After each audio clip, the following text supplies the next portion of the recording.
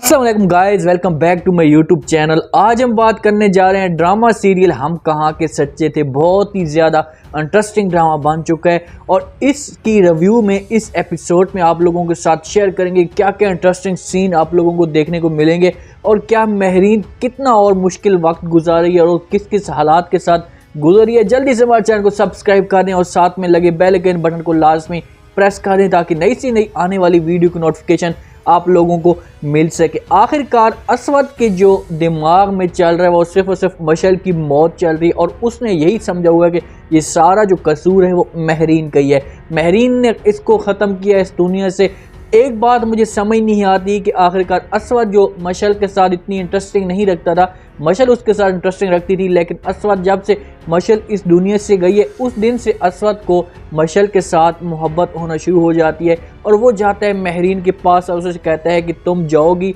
और मशल के वालिद से और उसकी माँ से तुम जाकर माफ़ी मांगोगी, तुम मेरे साथ ही चलोगी। जैसे ही महरीन ये बात सुनती है तो फ़ौरन साफ इनकार कर देती है और उसे कहती है कि मैं नहीं जा सकती, मैंने कोई ऐसा गुनाह किया ही नहीं है, मैंने ऐसा कोई जुर्म भी नहीं किया, तो मैं उससे पास जाकर कोई माफ़ी नहीं मांगूंगी। लेकिन असवद ये बात सुनता है तो गुस्से में आ जाता है और महरीन को धक्का देता है, दीवार के साथ लगती है और उसके साथ वो खुद गुस्से में आकर खड़ा हो जाता है और उससे कहता है कि तुम कैसे नहीं जाओगी या तुम मुझे कैसे इनकार कर सकती हो। तो महरीन उसे धक्का देकर वहाँ से भागने की कोशिश करती है, लेकिन आखिरकार असवद उसका शौहर है, लाजमी बात है उसे ब्लैकमेल करेगा, उसे कहेगा कि अगर तू मेरे साथ ना आई तो मैं तुम्हें तलाक दे दूंगा, तुम्हें मैं छोड़ दूंगा। तो महरीन राज़ी हो जाती है और उसे कहती है कि ठीक है मैं जाऊंगी, उनसे जाकर माफ़ी मांगूंगी। असवद बड़ा खुश होता है क्योंकि वो चाहता है कि मैं इसे सारी ज़िंदगी जलील करूं, सारी ज़िंदगी इसे रुसवा करूं। असवद और महरीन वहाँ से निकल पड़ते हैं। जैसे ही जाते हैं महरीन बड़ी परेशान होकर बैठी होती है और असवद उसके साथ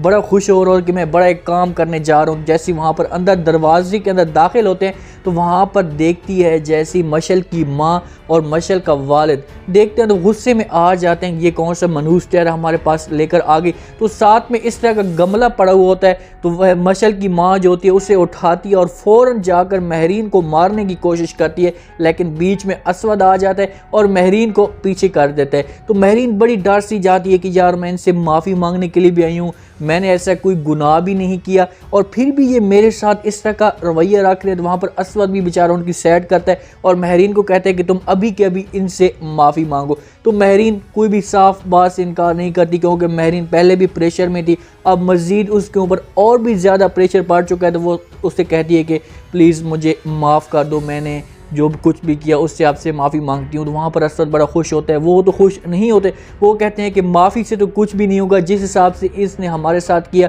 तो इसको बहुत बड़ी सज़ा मिलनी चाहिए थी, लेकिन आप माफ़ी की बात करते हैं, लेकिन उसे माफ़ कर देते हैं। महरीन और असवद वहाँ से निकल पड़ते हैं। जैसे ही घर आते हैं तो वहाँ पर असवद की माँ उसके सामने खड़ी होती है। महरीन असवद की माँ को जाकर सब कुछ बता देती है, उससे कहती है कि जो लोग आप चाहते थे या जो लोग आप समझते थे तो मैं वो करके आ गई हूँ, मैं उससे माफ़ी मांग कर आ गई हूँ। वहाँ पर उसे असवद की माँ रोकने की कोशिश करती है क्योंकि महरीन ये बात करके कमरे में चली जाती है, बड़ी परेशान होती है। तो वहाँ पर असवद की माँ उससे कहती है कि बेटा छोड़ो इस बात को, जो कुछ भी है मैं समझती हूँ। असवद की माँ को इस बात का सारा पता है कि ये जो कसूर है ये सिर्फ और सिर्फ असवद की गलत गाइडिंग की वजह से हो रहा है, असवद ने जो काम किया इस वजह से सारा कुछ हो रहा है। महरीन ने कुछ भी नहीं किया क्योंकि महरीन की एक शराफत जो होती है वो सारा कुछ असवद की माँ को पता होता है। असवद का जो गुस्सा होता है वो अभी भी ठंडा नहीं होता, उसके दिल में हर वक्त और दिमाग में हर वक्त जो होती है वो मशल दौड़ रही होती है। वो समझता है कि जो मारा है और इस दुनिया से गई है मशल तो सिर्फ और सिर्फ इस वजह से गई है, आराम के साथ भी ये सब कुछ कर सकती थी, तरीके से समझा सकती थी,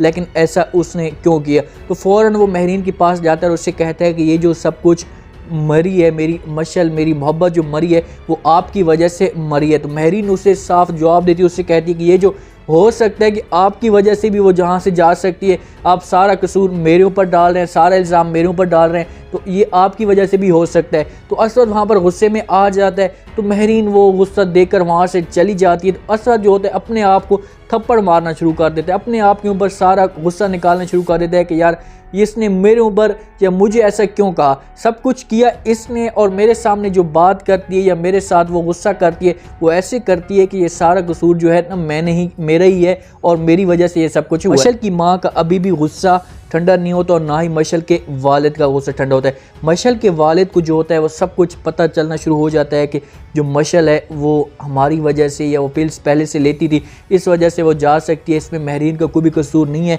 लेकिन वो पता नहीं उसको कौन सी उसके साथ शुरू से ही नफरत थी, शुरू से वो समझती थी कि ये सारा कुछ महरीन से हो रहा है, महरीन अगर बीच में ना आती तो इस वजह से वो सारा कुछ कह रहे हैं। और मशल की जो माँ होती है वो कह रही होती कि मैं इसको कैसे माफ़ कर दूँ, इसने इतना बड़ा गुनाह किया, इतना सब कुछ किया, इसने मेरी बेटी को मुझसे दूर किया, ऐसा करने के लिए मैं उसे कभी भी माफ़ नहीं कर सकती, मैं उसे जलील और रुसवा करूँगी। और वहाँ पर मशल का जो वालिद होता है वो भी बोल पड़ता है, उसे कहता है कि जो मेरी बेटी है इस दुनिया से चली गई है वो भी इसकी वजह से गई है। तो मज़ीद आप लोग ये इस एपिसोड में या रिव्यू में आप लोग देखेंगे, नेक्स्ट जो एपिसोड आएगी उसमें आप देखेंगे इसके ऊपर मज़ीद जुल्म के पहाड़ गिराएगा, मज़ीद इसको जलील करने की कोशिश करेगा, क्योंकि असवद को भी इसके सामने सारी असलियत, असवद के सामने कुछ भी नहीं है। तो महरीन इतनी टूट जाएगी, इतनी अंदर से बिखर जाएगी कि वो अब कमरे के अंदर भी बैठेगी, उस कमरे के अंदर भी बैठेगी तो उसे खौफ महसूस होगा कि यार ये कमरा, ये कब्र मुझे कहाँ से मिल गई, क्योंकि यहाँ पर तो मेरा एक दम सा घुटता है, मैं बड़ी जलील और रुसवा हो रही है। वहाँ पर सालिया को, असवद की माँ को पता है कि इसमें जो महरीन का है वो कोई भी कसूर नहीं है, महरीन ने ऐसा कुछ भी नहीं किया, सिर्फ और सिर्फ मेरा बेटा उसके ऊपर जुल्म सिर्फ और सिर्फ एक गलती की वजह से गिरा रहा है। तो सालिया उसे समझाने की कोशिश करेगी, लेकिन असवद उसकी कोई बात नहीं मानेगा। असवद कहेगा कि नहीं, अगर ये मुझे हासिल करना चाहती थी या मुझसे ये शादी करना चाहती थी तो ये मुझे बता कर सकती थी, ऐसा इसने आखिरकार क्यों किया। लेकिन महरीन भी हार मानने वाली नहीं है, वो भी इनको मुंह तोड़ जवाब देगी, इनको सारा जो होगा किस्सा होगा, असवद को जो बात भी होगी, असवद जैसे उसको बात कहेगा महरीन भी फ़ौरन उसे फ़ौरन वही जवाब दे देगी। उसे कहेगी कि नहीं, जो कुछ भी तुम मेरे ऊपर इल्ज़ाम लगा रहे हो या जो कुछ भी मुझे आप कह रहे हो वो सारा झूठा है, सब कुछ वो झूठ है, आप ऐसे ही गलत बातों में आ गए, किसी आपको गलत इन्फॉर्मेशन दी है। जैसे आपने देखा कि असवद उससे कहता है कि मशल आपकी वजह से गई है, तो महरीन फ़ौरन उसे जवाब देती है कि आपका कसूर भी हो सकता है, मशल आपकी वजह से भी जा सकती है। अगर इसमें आप देखें तो असवद का भी कसूर है, सारा कसूर तो उसने महरीन के ऊपर डाला हुआ है। असवद साफ इनकार कर देता महरीन के साथ शादी करने से, तो महरीन उससे दूर हो जाती, तो लाजमी बात है फिर बीच में जो आती शादी वो मशल और असवद की आ जाती थी। ये चीज़ असवद को सोचनी चाहिए। असवद के सामने आप देखें ना तो 60% असवद की आंखें खुली हुई, उसे पता है कि इसमें जो कसूर है वो मेरा भी हो सकता है, लेकिन वो आगे एक लड़की है तो लाजमी बात है वो सारा जो गेम होती है वो लड़की के ऊपर भी आ सकती है, जो जुल्म होता है वो लड़की के ऊपर भी गिराया जा सकता है। मशल की माँ की तो बात समझ में आती है मुझे, जो मशल की माँ जुल्म कर रही है, जो जिस हिसाब से उसके ऊपर जो धोखा कर रही है, उसके ऊपर पहाड़ गिरा रही है जुल्म के, उसे घर में नहीं आने देती, उस घर में उसकी कोई भी इज़्ज़त नहीं है, उससे नफ़रत करती है। लेकिन जो मशल का वालिद होता है उसको तो पता चल चुका है, पुलिस ने सारी इन्फॉर्मेशन उसको दे दी है, उसको डिटेल दे दी है, तो वो फिर इस बात को क्यों सोच कर बैठा हुआ है दिमाग में कि ये सारा कसूर महरीन की वजह से हुआ, और उसे माफ़ियाँ भी मंगवा रहे हैं, उसे मज़ीद जलील भी करवा रहे हैं, नफ़रत भी करवा रहे हैं, उसे उस घर में आने की इजाज़त भी नहीं दे रहे। तो अब असवद के ऊपर सारी गेम आ चुकी है। असवद मज़ीद, क्योंकि वहाँ से वो माफ़ी मांग कर तो आ गई है, तो असवद मज़ीद इसको रसवा करेगा, मज़ीद इसको जलील करेगा, इसे हर लिहाज से इसे हो सकता है इसे तलाक भी दे दे, इसे हमेशा के लिए अपने घर से निकाल दे या इसे वहाँ लगा दे। तो क्योंकि वो तलाक इस वजह से भी नहीं दे सकता, तलाक उसे देगा तो वो उसकी जान छूट जाएगी, उधर सफ़ियान आ जाएगा और सफ़ियान इसके साथ शादी कर लेगा, इसे हमेशा के लिए इस वजह से यहाँ से छोड़ेगा और तलाक नहीं देगा, ताकि ये मज़ीद जलील हो सके, किसी के सामने मुंह दिखाने काबिल ना रहे, किसी को मतलब कि सामना ना कर पाए। सफ़ियान का और सफ़ियान की बाकी सारी फैमिली का किस्सा एक साइड पे हो गया, वो सारे एक साइड पे चले गए। अब सारी गेम आ चुकी है सिर्फ और सिर्फ महरीन के ऊपर, क्योंकि मशल की जो कहानी थी वो भी ख़त्म हो चुकी है, सिर्फ महरीन रह चुकी है, और महरीन की जो साथ वाली फैमिली है और मशल की जो फैमिली है वो रह चुकी है। इनके बीच में सारा कुछ होगा, और जो इनकी नौकरानी थी वो उसके ऊपर गेम है, क्योंकि नौकरान जब पुलिस मज़ीद, ये तो ज़मानत पर आई हुई है, पुलिस मज़ीद इसके ऊपर आएगी तो इन्फॉर्मेशन लेने की कोशिश करेगी, तो उसका नौकरानी का बीच में नाम आ जाएगा, और नौकरानी के ज़रिए सारी असलियत इनको पता चलना शुरू हो जाएगी कि यार इसमें